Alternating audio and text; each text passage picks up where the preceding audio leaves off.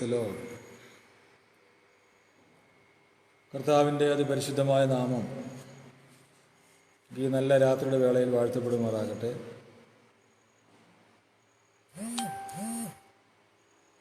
ഒരു പ്രാവശ്യം കൂടെ ഗ്രാഫേ മീഡിയയിലൂടെ ദൈവവചനവുമായിട്ടായിരിക്കാൻ സ്വർഗത്തിലെ ദൈവം ഒരുക്കിയ വിലയേറിയ സാവകാശങ്ങൾക്കായിട്ട് ദൈവത്തിന് മഹത്വം അർപ്പിക്കുന്നു. ഈ രാത്രിയിലും വചനത്തിന് മുമ്പിലായിരിക്കാൻ കർത്താവ് ഒരുക്കുന്ന അവസരങ്ങൾക്കായി ദൈവത്തിന് സ്തോത്രം ചെയ്യുകയാണ്. എല്ലാ പ്രിയപ്പെട്ടവർക്കുമുള്ള വന്ദനത്തെ അറിയിക്കുന്നു. നാളുകളിൽ ഈ മെസ്സേജ് ശ്രവിപ്പാനായിട്ട് സാധ്യതയുള്ള പ്രിയപ്പെട്ടവർക്കും, വിശേഷാൽ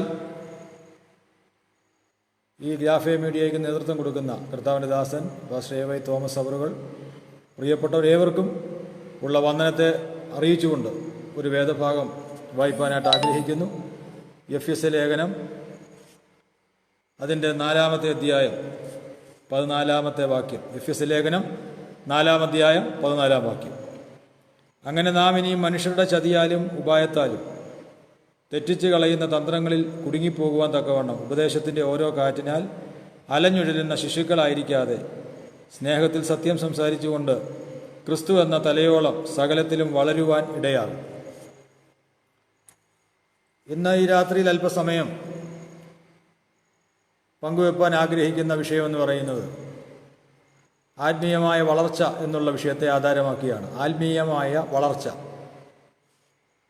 നമുക്കറിയാം, വളർച്ച എന്ന് പറയുന്ന വിഷയം ഒരു മണിക്കൂർ കൊണ്ടോ ഒരു ദിവസം കൊണ്ടോ ഒരു മാസം കൊണ്ടോ തീരുന്നതല്ല. അത് തുടർമാനമായ ഒരു പ്രോസസ്സാണ് വളർച്ച എന്ന് പറയുന്നത്.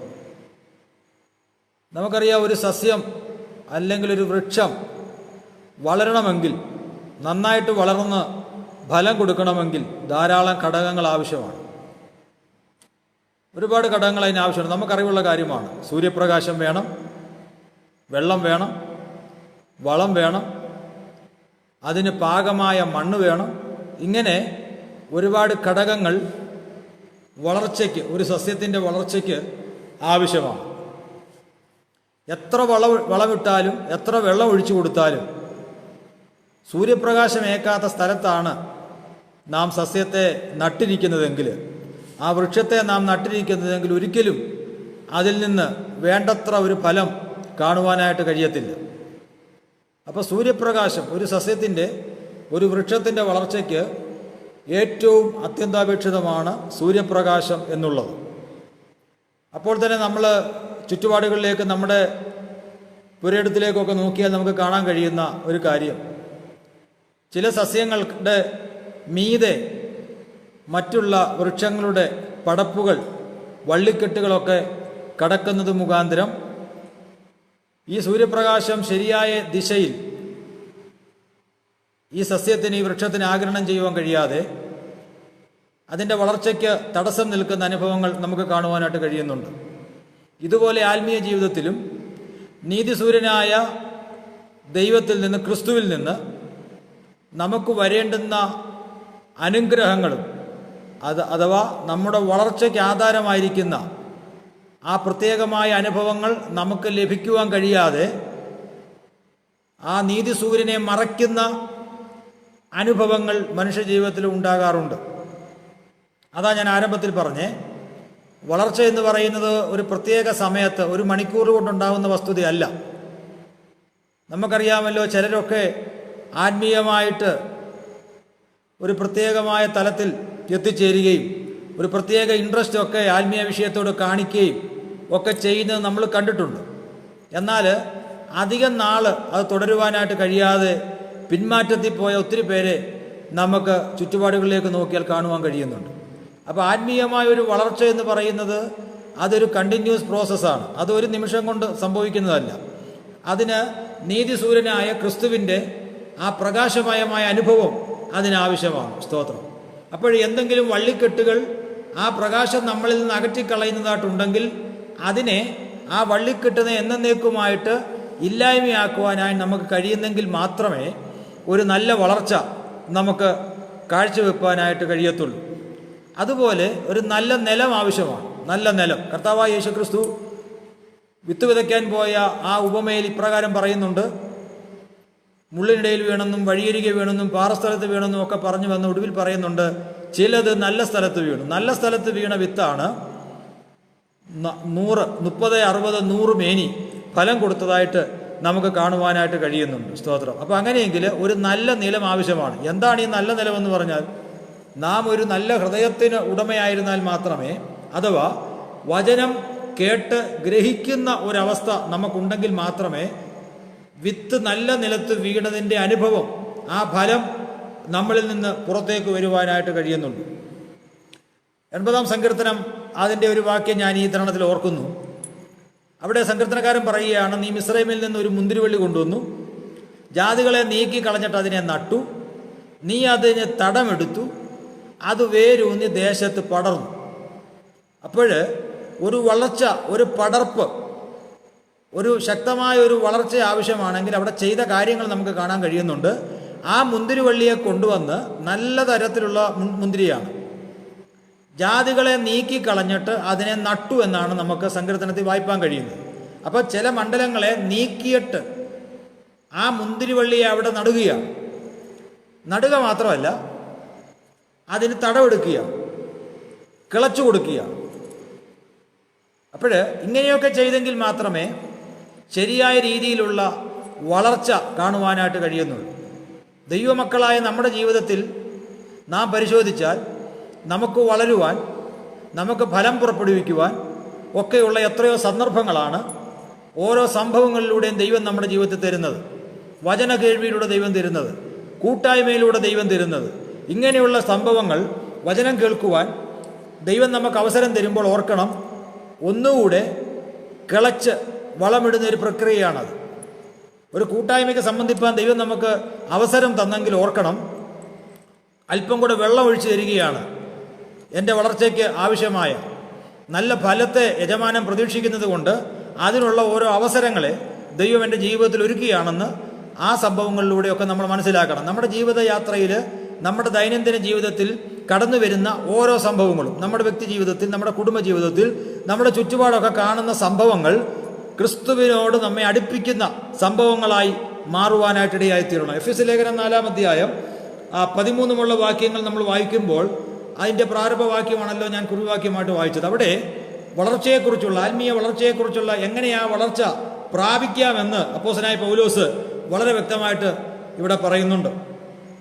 ഈ വളർച്ച എന്ന് പറയുന്നത് പുറമേ കാണിക്കുന്ന എന്തെങ്കിലും പ്രകടനങ്ങളല്ല, അഥവാ ഭക്തിയുടെ ഏതെങ്കിലും വേഷങ്ങൾ, അതൊന്നുമല്ല ഈ വളർച്ച എന്ന് പറയുന്നത്.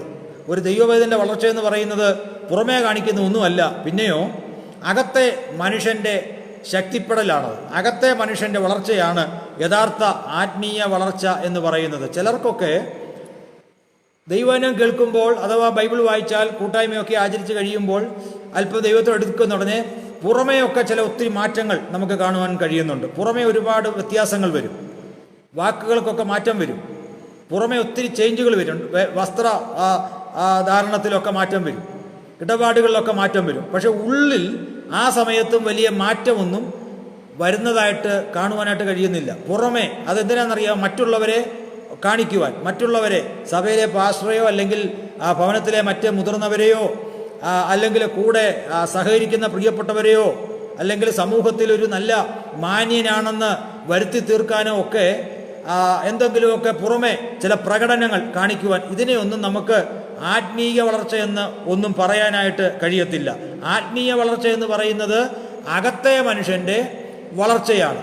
അതുകൊണ്ട് അപ്പോസ്തലനായ പൗലോസ് കൊരിന്ത്യർക്ക് ലേഖനത്തിൽ പറയുകയാണ്, ഇങ്ങനെ ഞങ്ങളുടെ പുറമേ ഉള്ളവൻ നാൾക്ക് നാൾ ക്ഷയിച്ചാലും ഞങ്ങളുടെ അകമേ ഉള്ളവൻ അനുദിനം ഓരോ ദിവസം കഴിയും തോറും പുതുക്കം പ്രാപിക്കുക. അപ്പോൾ അകത്തെ മനുഷ്യൻ്റെ പുതുക്കം പ്രാപിക്കുന്ന അനുഭവത്തെ നമുക്ക് ആത്മീയ വളർച്ച എന്ന് വേണമെങ്കിൽ പറയാം. സ്തോത്രം. അപ്പം അകത്തെ മനുഷ്യന് പുതുക്കപ്പെടുന്ന ഒരനുഭവം, വചനം വായിക്കുമ്പോൾ, ദൈവവചനം കേൾക്കുമ്പോൾ അകത്തെ മനുഷ്യനുണ്ടാകുന്ന ഒരു ചൈതന്യം, ഒരു മാറ്റം. ഇന്നലകളിൽ പോയ വഴിയിലൂടെ എനിക്കിനിയും പോകാൻ പറ്റത്തില്ല, ഇന്നലകളിൽ സംസാരിച്ചതുപോലെ എനിക്കിനി സംസാരിക്കാനായിട്ട് കഴിയത്തില്ല.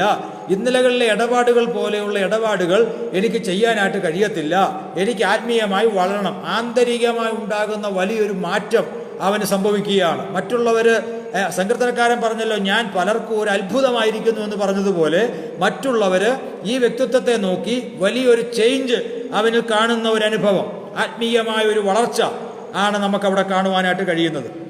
എന്നാൽ ഈ നമുക്കറിയാം, ഈ കാലഘട്ടങ്ങളിലൊക്കെ സ്തോത്രം, ആളുകൾ പറയുന്നൊരു കാര്യമുണ്ട്, എന്തായാലും ആ വ്യക്തി അവൻ വളരുന്നുണ്ട്, എന്തായാലും കുഴപ്പമില്ല, ഇപ്പം അല്പം നന്നായിട്ടൊക്കെ പോകുന്നുണ്ട്, ഇതൊക്കെ അവന് വളരുന്നുണ്ട്. ഇതൊക്കെ മിക്കവാറും ഭൗതികമായ വിഷയത്തെ നോക്കിയാണ് മിക്കവാറും ഈ വളർച്ചയെന്നൊക്കെ ആത്മീയ ഗോളത്തിൽ നമുക്ക് കാണുവാനായിട്ട് കഴിയുന്നത്. സ്തോത്രം. നമുക്കറിയാം, അതിനൊരു ഉത്തമ ഉദാഹരണം ബൈബിളിലുണ്ട്. വെളിപ്പാട് പുസ്തകം 3-ാമത്തെ അധ്യായം 17-ാം വാക്യം നാം നോക്കുമ്പോൾ ലവോദിക്യ സഭയ്ക്കുള്ള ദൂത് അവിടെ പറയുമ്പോൾ നമുക്ക് കാണാൻ കഴിയുന്നത് ഇങ്ങനെയാണ്. ഞാൻ ആ വാക്യം ഒന്ന് വായിക്കാം. ഞാൻ ധനവാൻ, സമ്പന്നനായിരിക്കുന്നു, എനിക്ക് ഒന്നിനും മുട്ടില്ല എന്ന് പറഞ്ഞുകൊണ്ട് നീ നിർഭാഗ്യനും അരിഷ്ടനും ദരിദ്രനും കുരുടനും നഗ്നനും എന്ന് അറിയാതിരിക്കിയാൽ നീ സമ്പന്നനാകേണ്ടതിന് തീയിൽ ഊതിക്കഴിച്ച പൊന്നും നിന്റെ നഗ്നതയുടെ ലജ്ജ വെളിവാകാതെ വണ്ണം ധരിക്കേണ്ടതിന് വെള്ളയുടുപ്പും നിനക്ക് കാഴ്ച ലഭിക്കേണ്ടതിന് കണ്ണിലെഴുതുവാൻ ലേപവും എന്നോട് വിലയ്ക്ക് വാങ്ങുവാൻ ഞാൻ നിന്നോട് ബുദ്ധി പറയുന്നു. അപ്പോൾ ശ്രദ്ധിക്കണേ, ഈ കാലഘട്ടം ഒരു ലവോദിക്യ പീരീഡാണെന്ന് പറഞ്ഞാൽ ഒട്ടും അതിശയോക്തിപ്പെടേണ്ട ആവശ്യം അതിനില്ല.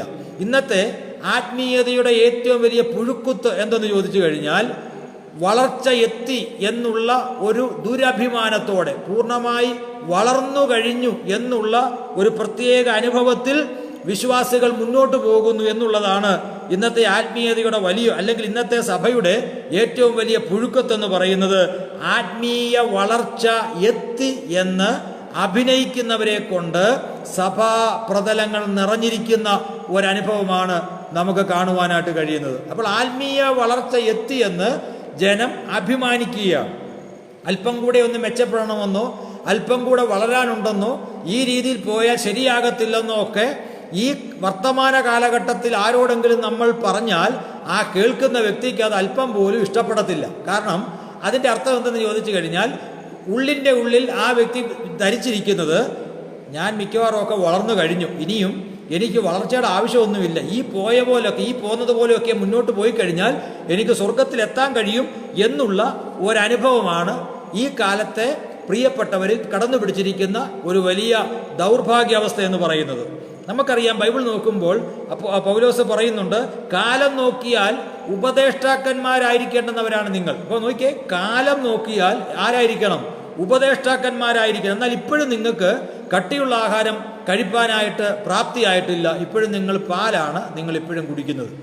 ആ ഒരു അവസ്ഥ വളരെ വിഷമകരമായ ഒരു വികലമായ ഒരു വളർച്ചയെക്കുറിച്ചാണ് നമുക്കവിടെ കാണുവാനായിട്ട് കഴിയുന്നത്. സ്തോത്രം. ഞാൻ വ്യക്തമാക്കട്ടെ, 2-3 വയസ്സുള്ള ഒരു കുഞ്ഞ് കയ്യിലൊരു കുപ്പി, അതിനകത്ത് പാല്, അതിങ്ങനെ കുടിച്ചുകൊണ്ട് ഒരിടത്ത് ഇരിക്കുകയോ ഒരിടത്ത് കടക്കുകയോ ചെയ്തു കഴിഞ്ഞാൽ ആ കാണുന്നവർക്ക് യാതൊരു അതിശയോക്തിയും തോന്നത്തില്ല.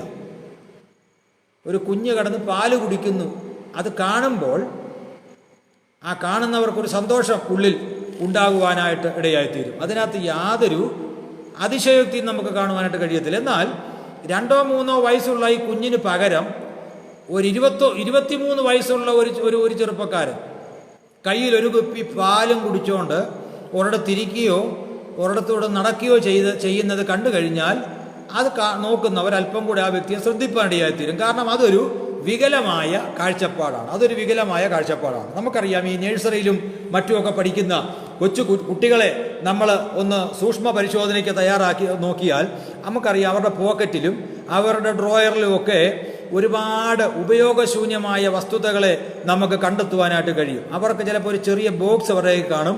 അതിനകത്ത് ഈ വേണ്ടാത്ത ഉപയോഗശൂന്യമായ ഒരുപാട് ഇന്നലകളിൽ അവരെഴുതി ഒടിഞ്ഞ പെൻസിലിൻ്റെ മുറികളും മറ്റുള്ളവർ എഴുതി തീർന്ന റീഫില്ലറും അതിൻ്റെ മൊനയും പേനയുടെ ക്യാപ്പും പൊട്ടിയ വളയുടെ പീസും എന്ന് വേണ്ട ഉപയോഗശൂന്യമായ ഒരുപാട് സാധനങ്ങൾ അവർ വളരെ സൂക്ഷ്മതയോടെ കയ്യിൽ കരുതി വച്ചിരിക്കുന്നത് കാണുവാനായിട്ട് നമുക്ക് കഴിയുന്നുണ്ട്. അതിലെന്തെങ്കിലും ആരെങ്കിലും ഒന്ന് എടുത്താൽ അവരാകെ ബഹളം ഉണ്ടാക്കുവാനായിട്ട് ഇടയായിത്തീരും. ഇതിൻ്റെ കാരണം എന്തെന്ന് ചോദിച്ചു കഴിഞ്ഞാൽ ആ ശൈശവാവസ്ഥയുടെ വിഷയമാണ് അവരെ ഭരിക്കുന്നത്. ആ കുഞ്ഞായതുകൊണ്ടാണ്. എന്നാൽ ഈ നഴ്സറിയിൽ നിന്ന് അല്ലെങ്കിൽ 1 നിന്ന് 2 നിന്നൊക്കെ ഈ കുട്ടി പഠിച്ച് ഹൈസ്കൂൾ തലങ്ങളിലേക്ക് എത്തപ്പെട്ട് കഴിയുമ്പോൾ ഈ നഴ്സറിയിൽ കയ്യിൽ കരുതിയിരുന്ന അല്ലെങ്കിൽ 1-ാം ക്ലാസ്സിൽ പഠിച്ചപ്പോൾ ബോക്സിൽ സൂക്ഷിച്ചിരുന്ന യാതൊരു വസ്തുതകളും അവൻ്റെ കയ്യിൽ കാണത്തില്ല. അതെല്ലാം അവൻ എന്നെ ദൂരവേ വലിച്ചെറിഞ്ഞിരിക്കും. കാരണം ഇപ്പോൾ അവൻ അത് നാണക്കേടാണ്. ഇന്നലകളിൽ അങ്ങനെയൊക്കെ ചെയ്തിട്ടുണ്ടെന്ന് പറയുന്നത് കേൾക്കുന്നത് തന്നെ അവനിപ്പോൾ ഒരു ലജ്ജയായിട്ട് തോന്നുവാനായിട്ടിടയായിത്തീരും. അങ്ങനെയെങ്കിൽ വളരെ വ്യക്തമായി ഞാൻ പറയട്ടെ, ഈ അരുതാത്ത ഉപയോഗശൂന്യമായ യാതൊരു നമുക്കോ മറ്റുള്ള വ്യക്തികൾക്കോ ഒരു പ്രയോജനവുമില്ലാത്ത വസ്തുതകൾ ഹൃദയത്തിൽ സൂക്ഷിച്ചുകൊണ്ട് നടക്കുന്നത് അത് ശൈശവാവസ്ഥയുടെ ഒരു ലക്ഷണമാണ്. ആത്മീയമായി വളർച്ച പ്രാപിച്ചവരൊരിക്കലും അങ്ങനെയുള്ള വസ്തുതകൾ ഹൃദയത്തിൽ സൂക്ഷിച്ചുകൊണ്ട് നടക്കത്തില്ല. അവര് അതിനൊന്നും വലിയ വില കൊടുപ്പാനായിട്ട് ഇടയായിത്തീരത്തില്ല. സ്തോത്രം. ആത്മീയ ജീവിതത്തിൽ നമുക്കറിയാം, ഇപ്രകാരം ലോകത്തിൻ്റെ ആദ്യ പാഠങ്ങളിൽ വീണ്ടും പുറകോട്ട് പോയി ആദ്യ പാഠങ്ങളിൽ രസിക്കുന്നവര് അപകടമാണ് എന്നുള്ള യാഥാർത്ഥ്യം തിരുവചനത്തിന്റെ അടിസ്ഥാനത്തിൽ നമുക്ക് കാണുവാനായിട്ട് കഴിയുന്നുണ്ട്. സ്തോത്രം. അപ്പോൾ നേരത്തെ പണ്ടൊക്കെ ശ്രേഷ്ഠമാണെന്ന് കരുതി കയ്യിൽ കൊണ്ട് നടന്നതൊക്കെ ആത്മീയ പ്രകാശനം ലഭിച്ചു കഴിഞ്ഞ് ആത്മീയമായ ആ വളർച്ചയുടെ പാതയിൽ നമ്മൾ മുന്നോട്ട് പോകുമ്പോൾ അതൊക്കെ ലജ്ജാകരമായിട്ട് തോന്നുന്ന ഒരു അനുഭവമാണ്. അയ്യോ, അങ്ങനെയൊക്കെ ആയിരുന്നോ എൻ്റെ ഇന്നലത്തെ ജീവിതമെന്ന് നമുക്ക് തോന്നുവാനായിട്ട് ഇടയായിത്തീരും. അപ്പോഴ് സ്വഭാവ വൈകല്യങ്ങൾ എന്നേക്കുമായിട്ട് നമ്മുടെ ഉള്ളിൽ നിന്ന് മാറിപ്പോകണം. കൊച്ചു കുഞ്ഞുങ്ങൾ ശാഠ്യം പിടിക്കുന്നത് പോലെ ഒരു ദൈവ പൈതലിന് അഥവാ ആത്മീയമായി വളരുന്ന ഒരു വ്യക്തിക്ക് ശാഠ്യം പിടിക്കാനായിട്ട് നമ്മുടെ പ്രമാണം നമ്മളെ അനുവദിക്കുന്നില്ല. അപ്പൊ ശാഠ്യവും ഇങ്ങനെയുള്ള ആത്മീയന് ചേരാത്തതായ സ്വഭാവങ്ങളെ എന്നേക്കുമായിട്ട് മാറ്റുവാനായിട്ട് കഴിയണം ആത്മീയമായി വളരുവാൻ ആഗ്രഹിക്കുന്ന പ്രിയപ്പെട്ടവർ.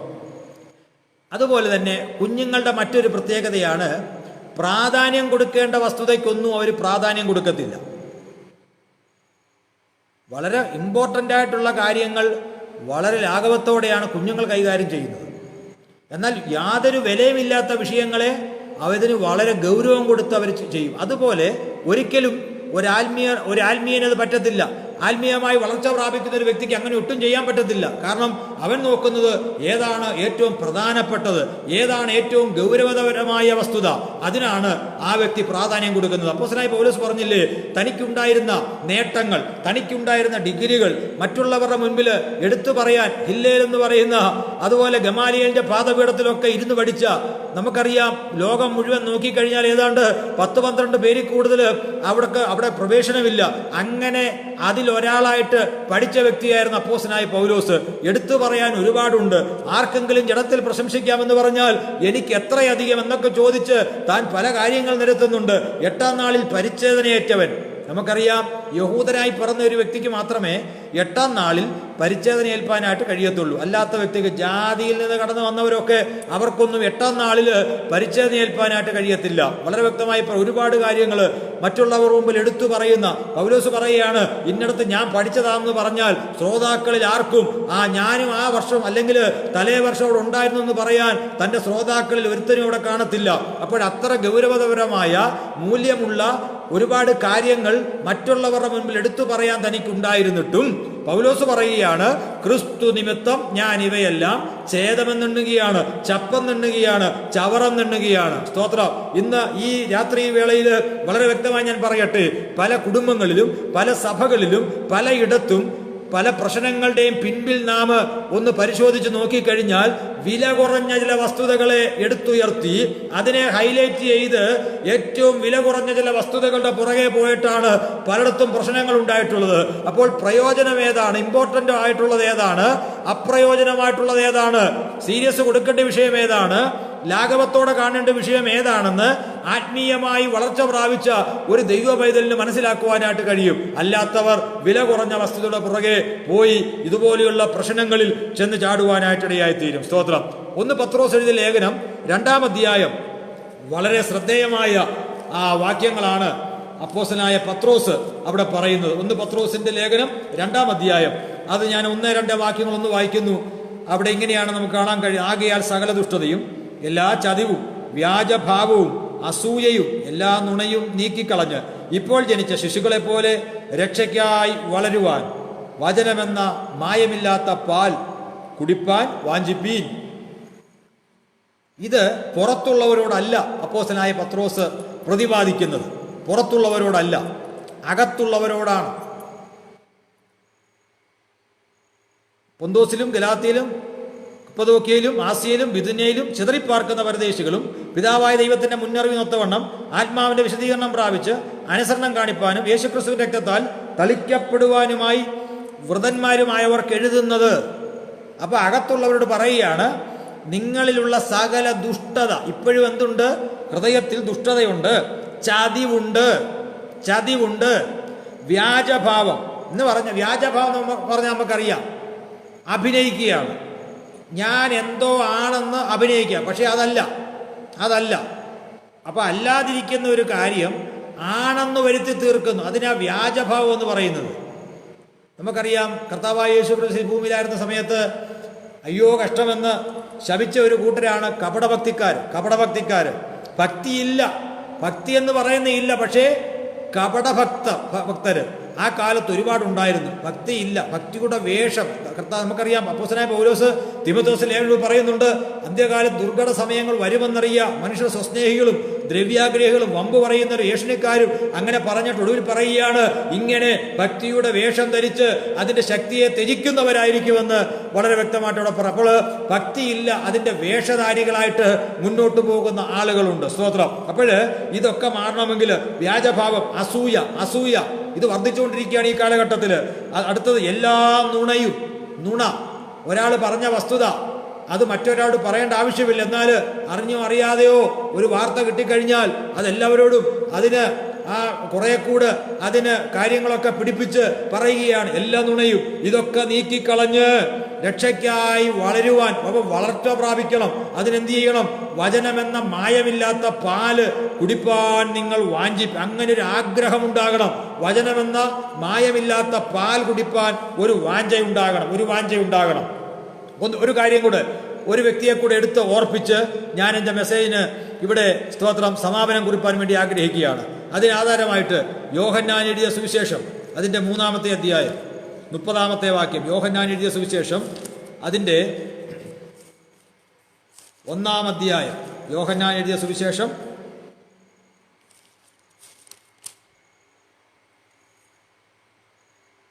3-ാം അധ്യായം 30-ാം വാക്യം. അവൻ വളരേണം, ഞാനോ കുറയണമെന്ന് ഉത്തരം പറഞ്ഞു. അവൻ വളരേണം, ഞാനോ കുറയണമെന്ന് ഉത്തരം പറഞ്ഞു. സ്തോത്രം. ഇവിടെ ഇതിൻ്റെ പശ്ചാത്തലം 22-ാം വാക്യം മുതൽ നിങ്ങൾ വായിച്ചാൽ അതിൻ്റെ പശ്ചാത്തലം മനസ്സിലാക്കാൻ കഴിയും. 22-ാം വാക്യം മുതൽ കുറേ ആൾക്കാർ യോഹന്നാൻ്റെ അടുത്ത് വന്ന് പറയുകയാണ്, യോഹന്നാനും ശലേമിന് അരികത്ത് ഐനോനിൽ സ്നാനം കഴിപ്പിച്ചുകൊണ്ടിരുന്നു. അവിടെ വളരെ വെള്ളമുണ്ടായിരുന്നു. ആളുകൾ വന്ന് സ്നാനമേറ്റു. അന്ന് യോഹന്നാനെ തടവിലാക്കിയിരുന്നില്ല. യോഹന്നാന്റെ ശിഷ്യന്മാരെ ചിലർക്ക് ഒരു യഹൂദനുമായിട്ട് ശുദ്ധീകരണത്തെക്കുറിച്ചൊരു വാദമുണ്ടായി. അവർ യോഹന്നാന്റെ അടുക്കൽ വന്ന് അവനോട്, റബി, യോർദാനക്കരെ നിന്നോട് കൂടെ ഇരുന്നവൻ, നീ സാക്ഷീകരിച്ചിട്ടുള്ളവൻ തന്നെ ഇതാ സ്നാനം കഴിപ്പിക്കുന്നു, എല്ലാവരും അവന്റെ അടുക്കൽ ചെല്ലുന്നു എന്ന് പറഞ്ഞു. അതിന് യോഹന്നാൻ ആ കാര്യം പറഞ്ഞു വന്നപ്പോൾ പറഞ്ഞതാണ്, ഞാൻ കുറഞ്ഞാൽ മതി, അവൻ എന്ത് ചെയ്യണം?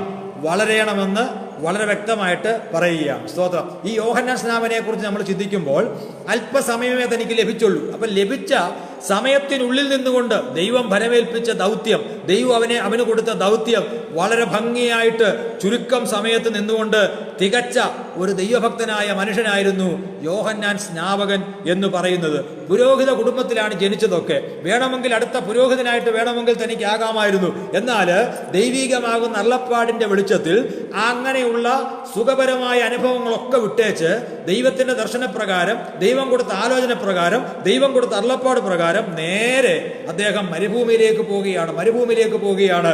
ഈ യോഹന്നാനെ കുറിച്ച് കർത്താവായ യേശുക്രിസ്തു പറഞ്ഞ 2 സാക്ഷ്യത്തെക്കുറിച്ച് നമുക്ക് കാണുവാനായിട്ട് കഴിയുന്നുണ്ട്. ഈ യോഹന്നാനെ കുറിച്ച് കർത്താവായ യേശുക്രിസ്തു പറഞ്ഞു, ജനിച്ചു പ്രകാശിക്കുന്ന ഒരു വിളക്കാണ് ഈ യോഹന്നാൻ.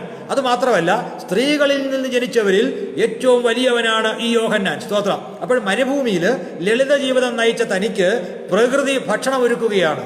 സ്തോത്രം. നമുക്കറിയാം ദൈവദാസന്മാരൊക്കെ ശുശ്രൂഷയൊക്കെ കഴിഞ്ഞ് ഒരു സഭയിൽ ശുശ്രൂഷയ്ക്ക് എന്ന് കഴിഞ്ഞാൽ, അല്ലെങ്കിൽ ഒരു ഭവനത്തിൽ ശുശ്രൂഷയ്ക്ക് എന്ന് കഴിഞ്ഞാൽ, അതൊക്കെ കഴിഞ്ഞ് വളരെ നല്ല ഫുഡ് ഒരു പക്ഷേ ആ വീട്ടുകാർ അല്ലെ സഭ ക്രമീകരിച്ചിട്ടുണ്ടാകാം. എന്നാൽ യോഹന്നാൻ പകലന്തിയോളം ദൈവം കൊടുത്ത തന്നെ ഏൽപ്പിച്ച ആ ശുശ്രൂഷ വളരെ ഭംഗിയായിട്ട് ചെയ്യുകയാണ്. യാതൊരു മയവുമില്ലാത്ത വാക്കാണ്.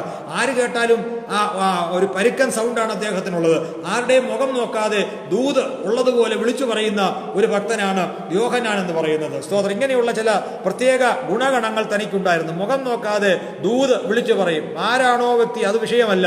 അദ്ദേഹത്തിന്റെ ചില പരുക്കനായ ആ വാക്കുകളൊക്കെ നമുക്ക് ഇവിടെ കാണുവാനായിട്ട് കഴിയുന്നുണ്ട്. അപ്പോൾ ആരും ഇഷ്ടപ്പെടാത്ത വേഷം ആണ് ഇദ്ദേഹം ധരിച്ചിരിക്കുന്നത്.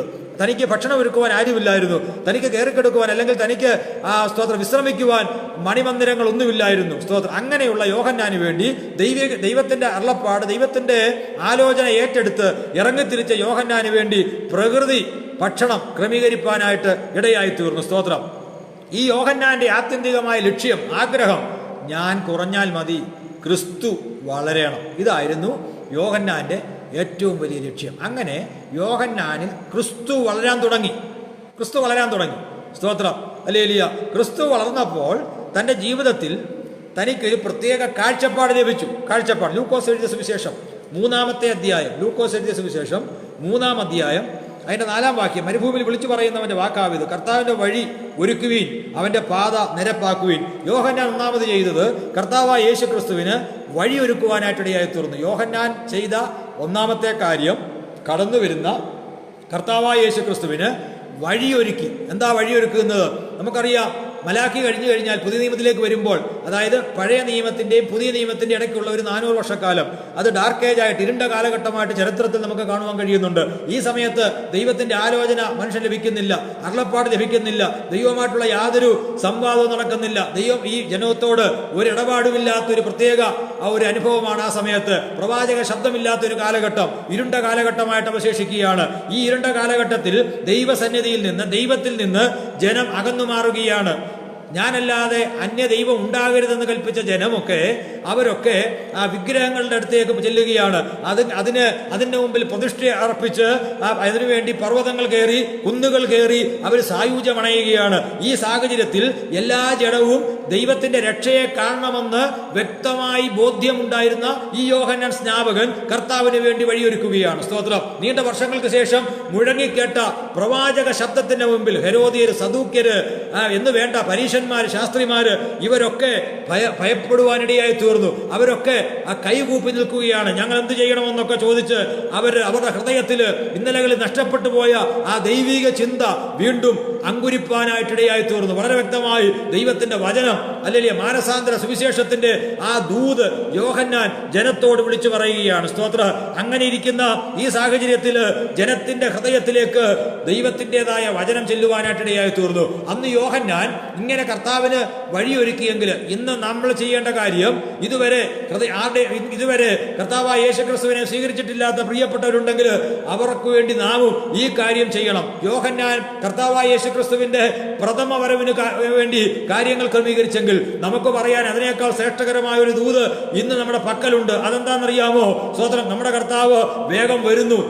തനിക്കുള്ളവരെ ചേർക്കുവാൻ അവൻ ഇതാ വേഗം പ്രത്യക്ഷപ്പെടാൻ പോകുന്നു എന്നുള്ള ഒരു വലിയ ദൂത് അതുകൂടെ നമുക്ക് ഈ കാലഘട്ടങ്ങളിൽ സ്തോത്രം ഒരുക്കുവാനായിട്ടുണ്ട് കർത്താവിന് വേണ്ടി. സ്തോത്രം. ഒന്ന്, യേശുവിന് വഴിയൊരുക്കിയ യോഹന്നാൻ. രണ്ടാമതായിട്ട് മശിഹയെ ചൂണ്ടിക്കാണിക്കുന്ന യോഹന്നാൻ. നമുക്കറിയാം യോഹന്നാൻ എഴുതിയ സുവിശേഷം 1-ാം അധ്യായം 29-ാം വാക്യം വായിക്കുമ്പോൾ, പിറ്റേന്നാൾ യേശു തന്റെ അടുക്കൽ വരുന്നത് അവൻ കണ്ടിട്ട് ഇതാ ലോകത്തിന്റെ പാപം ചുമക്കുന്ന ദൈവത്തിന്റെ കുഞ്ഞാട് എന്ന് പറയുകയാണ്.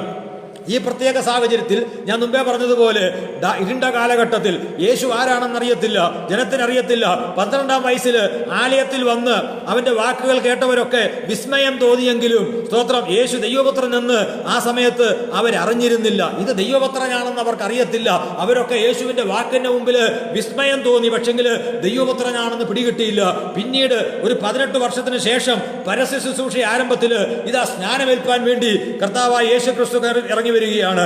ആ ഒരു വരവില് ആ മശിഹായെ ചൂണ്ടിക്കാണിച്ചുകൊണ്ട് ഇതാ യോഹന്നാൻ പറയുകയാണ്, ഇതാ ലോകത്തിന്റെ പാപത്തെ ചുമന്നൊഴിക്കുന്ന ദൈവത്തിന്റെ കുഞ്ഞാട്. ഈ പ്രയോഗം ഒരു പക്ഷെങ്കില് നമുക്ക് കാര്യമായിട്ട് മനസ്സിലാക്കത്തില്ലെങ്കിലും അന്നുള്ള യഹൂദന് വളരെ വ്യക്തമായിട്ട് ഈ കാര്യം മനസ്സിലാക്കും. ലോകത്തിന്റെ പാപത്തെ ചുമക്കുന്ന കുഞ്ഞാടെന്ന് കേൾക്കുമ്പോൾ അവർക്കത് പിടികിട്ടും. കാരണം ബൈബിൾ നാം പഠിക്കുമ്പോൾ ഒരു മനുഷ്യന് വേണ്ടി ഒരു കുഞ്ഞാട് കൊല്ലപ്പെട്ടിട്ടുണ്ട്. നമുക്കറിയാം, അബ്രഹാം പിതാവ് തന്റെ മകനെ യാഗം കഴിപ്പാൻ വേണ്ടി മോറിയാമലയിൽ കൊണ്ടുപോകുമ്പോൾ ഇസ്ഹാക്ക് എന്ന് പറയുന്ന തന്റെ മകന് വേണ്ടി അതിന് പകരം ഒരു ആട്ടുകൊറ്റൻ മോറിയായുടെ മലയിൽ കൊല്ലപ്പെടുകയാണ്. നമുക്കതറിയാം. സ്തോത്ര അല്ലെ. പുറപ്പാട് പുസ്തകം 12 നമ്മൾ വരുമ്പോൾ ഒരു കുടുംബത്തിന് വേണ്ടി ഒരാട് കൊല്ലപ്പെടുകയാണ്. അതെന്തിനാണെന്നറിയാമോ? അത് പെസഹയുടെ ചട്ടമാണ്. ഈജിപ്ത് എന്ന ഇരുമ്പുലയിൽ നിന്ന് വിടുതൽ പ്രാപിച്ച് കനാനിലേക്ക് യാത്ര ചെയ്യുന്ന ഇസ്രായേൽ ജനം അവിടുത്തെ പ്രമാണം ഇതായിരുന്നു, ഒരു കുടുംബത്തിന് ഒരാട് എന്ന വണ്ണം അറുക്കണം. അതിന് അങ്ങനെയുള്ള സജ്ജീകരണമായിരുന്നു അവിടെ ക്രമീകരിച്ചിരുന്നത്. ലേവ്യ പുസ്തകം 16 അധ്യായത്തിൽ വരുമ്പോൾ നമുക്ക് കാണാൻ കഴിയുന്ന ഒരു വസ്തുതയുണ്ട്. ഒരു ജാതിക്ക് വേണ്ടി ഒരു ആട് കൊല്ലപ്പെടുകയാണ്. അപ്പോൾ ഒന്നുകൂടി ഞാൻ എടുത്തു പറയട്ടെ, ഒരു വ്യക്തിക്ക് വേണ്ടി ഒരു ആട് കൊല്ലപ്പെടുന്നു, ഒരു സ്തോത്ര ഹല്ലേലൂയ കുടുംബത്തിന് വേണ്ടി ഒരു ആട് കൊല്ലപ്പെടുന്നു, ഒരു ജാതിക്ക് വേണ്ടി ഒരു ആട് കൊല്ലപ്പെടുകയാണ്. അപ്പോൾ അങ്ങനെ ഇവർക്കറിയാം, ഇതിന്റെ കാര്യം അറിയാം. ആടിന്റെ രക്തം പാപത്തിന്റെ പരിഹാരാർത്ഥം പഴയ നിയമത്തിൽ പ്രയോഗിച്ച വസ്തുതകളൊക്കെ അറിവുള്ളവരാണ്. അങ്ങനെ ഇരിക്കുന്ന യഹൂദനോട് ഇതാ കർത്താവായ യേശു ക്രിസ്തു കടന്നു വരുന്ന കണ്ടപ്പോൾ ഇതാ ആ യേശുവിനെ, ആ കർത്താവിനെ ചൂണ്ടിക്കൊണ്ട് സ്തോത്രം യോഹന്നാൻ പറയുകയാണ്, ഇതാ ഇവിടെ നിൽക്കുന്ന നിങ്ങളിൽ ഒരാൾക്ക് വേണ്ടിയുള്ള ആടെന്നല്ല പറഞ്ഞത്, ഇവിടെയുള്ള ഒരു കുടുംബത്തിനുള്ള ആടെന്നല്ല പറയുന്നത്, നമ്മൾ യഹൂദ ജാതിക്ക് വേണ്ടിയുള്ള ആടെന്നല്ല പറയുന്നത്. യോഹന്നാൻ പറഞ്ഞ ആ പ്രയോഗം വളരെ ശ്രദ്ധേയമാണ്.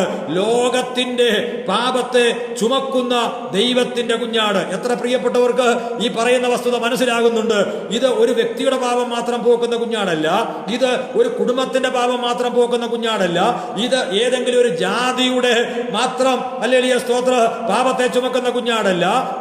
വർണ്ണ വ്യത്യാസമില്ലാതെ ഏത് ജാതിയിൽപ്പെട്ടവരെയും, ഏത് കുലത്തിൽപ്പെട്ടവരെയും, ഏത് വർഗത്തിൽപ്പെട്ടവരെയും, ഏത് വർണ്ണത്തിൽപ്പെട്ടവരെയും, ഇതുവരെ ഭൂമിയിലുള്ള പ്രിയപ്പെട്ടവരെയും, നാളുകളിൽ ജനിക്കാനിരിക്കുന്ന കുഞ്ഞുങ്ങൾക്കും എല്ലാവർക്കും എല്ലാവരുടെയും പാപത്തെ പരിഹരിപ്പാൻ ഉള്ള ഒരു കുഞ്ഞാടാണ് ഈ കുഞ്ഞ്. അതുകൊണ്ടാണ് അങ്ങനെ വളരെ വ്യക്തമായി പറയുന്നത്, ലോകത്തിന്റെ മുഴു പാപത്തെയും ചുമക്കുന്ന ദൈവത്തിന്റെ കുഞ്ഞാട്.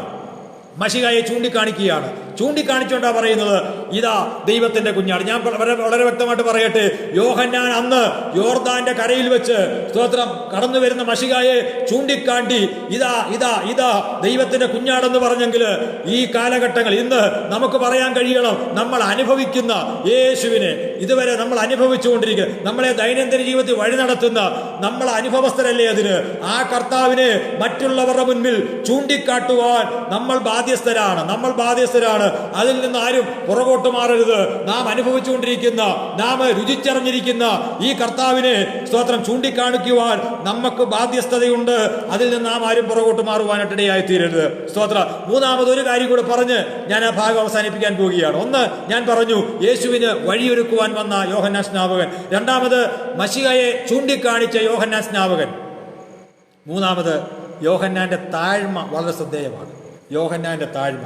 ആ ഭാഗം കൂടെ പറഞ്ഞ് ഞാൻ ഈ മെസ്സേജ് കൺക്ലൂഡ് ചെയ്യുവാൻ ആഗ്രഹിക്കുകയാണ്. 1:23, യോഹന്നാൻ 1:23. അതിനവൻ യെശയ്യാ പ്രവാചകൻ പറഞ്ഞതുപോലെ കർത്താവിൻ്റെ വഴി നേരെയാക്കുവീൻ എന്ന് മരുഭൂമിയിൽ വിളിച്ചു പറയുന്നവൻ്റെ ശബ്ദം ഞാനാകുന്നുവെന്ന് പറഞ്ഞു. സ്തോത്രം.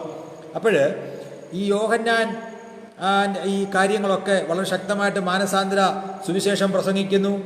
യാതൊരു ഈ ഇന്നത്തെ ദൈവദാസന്മാരൊന്നും പ്രസംഗിക്കുന്നവരൊന്നും അല്ല. മുഖം നോക്കാതെ, ആരാണ് ശ്രോതാവെന്ന് നോക്കാതെ വളരെ വ്യക്തമായിട്ടുള്ള ദൂത പറയുന്നത്. സർപ്പസന്തതി എന്നൊക്കെയാ സ്നാനപ്പെടാൻ വേണ്ടി ഇറങ്ങി വരുമ്പോൾ ചോദിക്കുക, സർപ്പസന്തതികളെ, വരുവാനുള്ള കോപത്തിൽ നിന്ന് ഒഴിഞ്ഞിരിപ്പാൻ നിങ്ങളെ ഉപദേശിച്ചത് ആര്? തീർന്നില്ല. മാനസാന്തരത്തിന് യോഗ്യമായ ഫലം കായ്ക്കണം.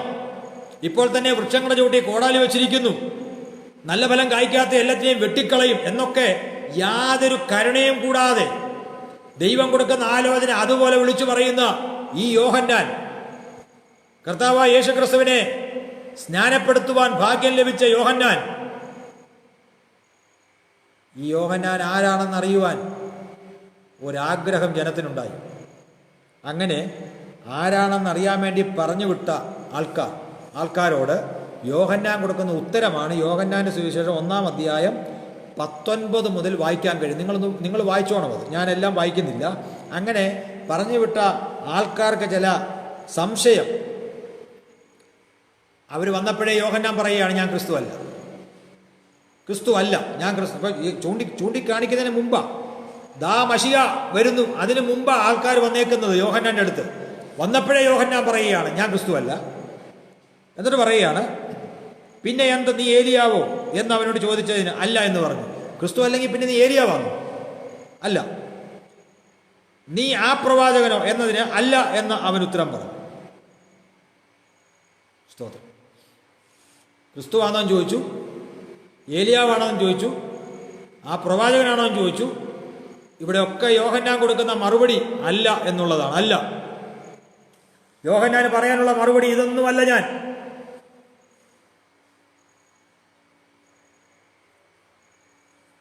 യോഹന്നാൻ പറയുകയാണ്, ഞാൻ ആ പ്രവാചകനല്ല. നിങ്ങൾ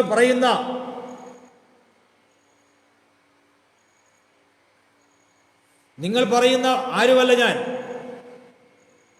ഞാൻ ക്രിസ്തുവല്ല, ഞാൻ യിരെമ്യാ പ്രവാചകനല്ല, ഞാൻ ആ ഏലിയാവല്ല, നിങ്ങൾ പറയുന്ന ആരുമല്ല ഞാൻ. താൻ പറയുകയാണ്, ഞാൻ പ്രവാചകൻ പറഞ്ഞില്ലേ, അവിടെ പറയുന്നുണ്ട്, കർത്താവിൻ്റെ വഴി നേരെയാക്കുവീനെന്ന് മരുഭൂമിയിൽ വിളിച്ചു പറയുന്നവൻ്റെ ശബ്ദം ഞാനാകുന്നു. ഞാൻ ഫുൾ ഡീറ്റെയിൽ ആയിട്ടൊന്നും പറയണ്ട, ഒന്ന് മൂളിക്കൊടുത്താൽ മതിയായിരുന്നു.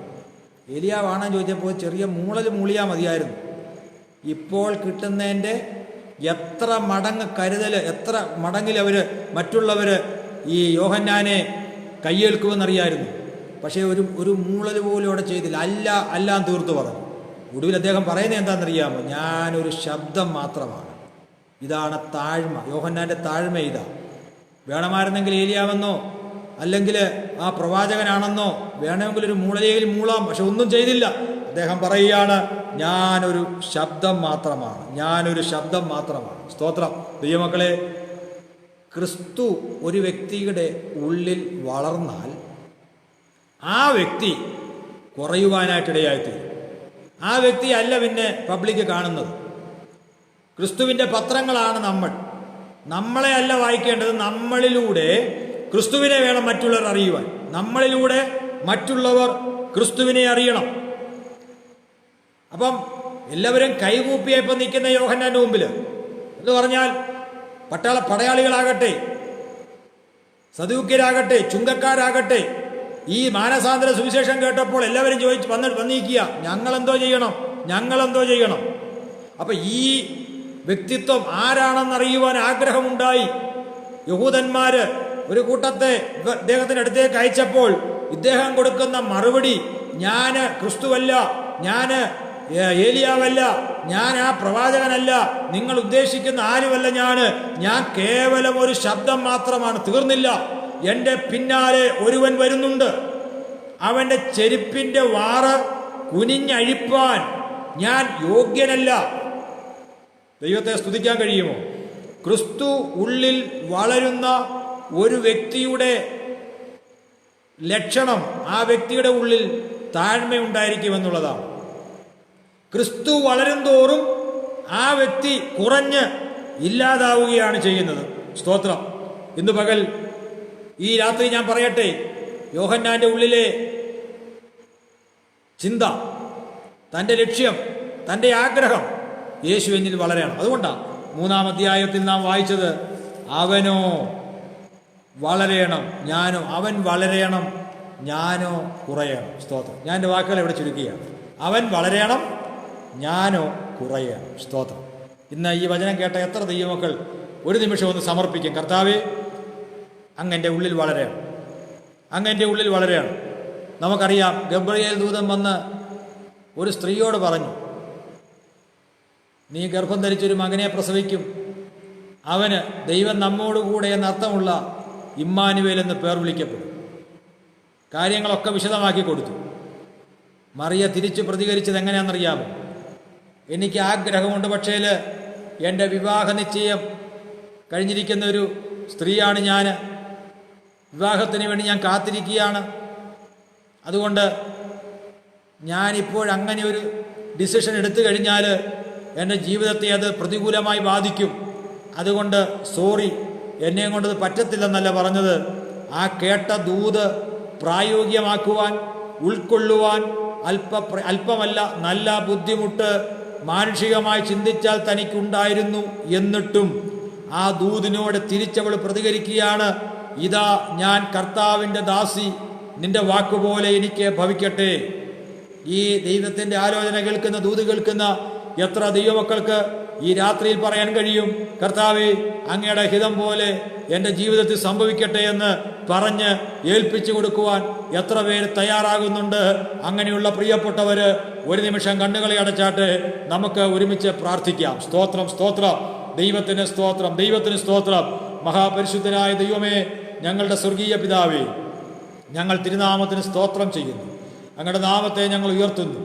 കർത്താവേ, ക്രിസ്തുവാകുന്ന തലയോളം വളരുവാനായിട്ട് ഇടയാകുന്ന അനുഭവത്തെക്കുറിച്ച് അപ്പോസ്തലനായ പൗലോസ് എഫെസ്യർക്ക് എഴുതിയ ലേഖനത്തിൽ എഴുതിയ കാര്യങ്ങൾ, ആ കുറിവാക്യം വായിച്ചുകൊണ്ട് ഇന്ന് രാത്രിയിൽ ആത്മീക വളർച്ച എന്നുള്ള വിഷയത്തെ ആസ്പദീകരിച്ച് ചില കാര്യങ്ങൾ ഞങ്ങൾക്ക് ചിന്തിപ്പാനായിട്ടിടയായി തീർന്നല്ലോ.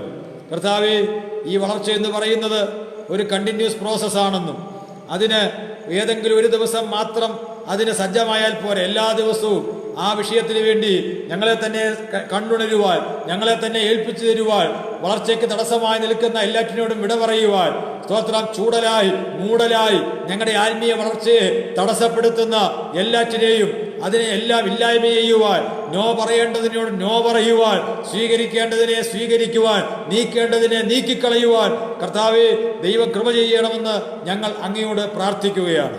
വചനം കേട്ട എല്ലാ പ്രിയപ്പെട്ടവരെയും ഞങ്ങൾ ഒരിക്കൽ കൂടിയാണ് ദൈവസന്നിധിയിൽ സമർപ്പിക്കുകയാണ്. എല്ലാവരെയും ദൈവം അനുഗ്രഹിക്കണമേ.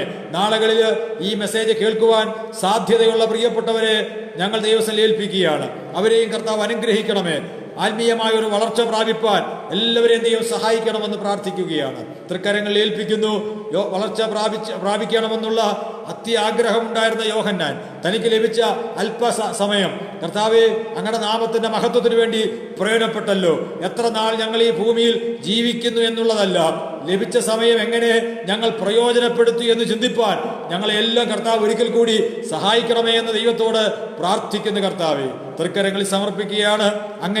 അങ്ങേക്ക് വഴിയൊരുക്കുവാൻ കർത്താവേ ഞങ്ങളെ സഹായിക്കണമേ. അങ്ങേ ചൂണ്ടിക്കാണിപ്പാൻ ഞങ്ങൾ അനുഭവിക്കുന്ന ക്രിസ്തുവിനെ, ഞങ്ങൾ രുചിച്ചറിഞ്ഞ യേശുവിനെ മറ്റുള്ളവർ മുമ്പിൽ കർത്താവെ ചൂണ്ടിക്കാണിപ്പാൻ ദൈവം ഞങ്ങളെ സഹായിക്കണമേ. അപ്പോൾ തന്നെ ക്രിസ്തു ഞങ്ങളുടെ ഉള്ളിൽ വളരും തോറും ഞങ്ങൾ താഴ്മ ധരിച്ച് ദൈവ ഇഷ്ടപ്രകാരം ഞങ്ങളുടെ ജീവിതം നയിപ്പാൻ, അങ്ങയെ പ്രസാദിപ്പിച്ചുകൊണ്ട് ഞങ്ങളുടെ ജീവിതം നയിപ്പാൻ ഞങ്ങളെ സഹായിക്കണമേ എന്ന് ദൈവത്തോട് ഞങ്ങൾ പ്രാർത്ഥിക്കുകയാണ്. വചനം കേട്ട എല്ലാ പ്രിയപ്പെട്ടവരെയും ഒരിക്കൽ കൂടി അങ്ങയുടെ കരങ്ങളിൽ ഏൽപ്പിക്കുകയാണ്. കർത്താവെ, വളർച്ച ഇല്ലാതെ ഹല്ലേലൂയ സ്തോത്രം ഇരിക്കുന്നവരെ ചേർക്കുവാൻ അല്ലല്ലോ ഇനിയും അങ്ങ് കടന്നു വരുന്നത്.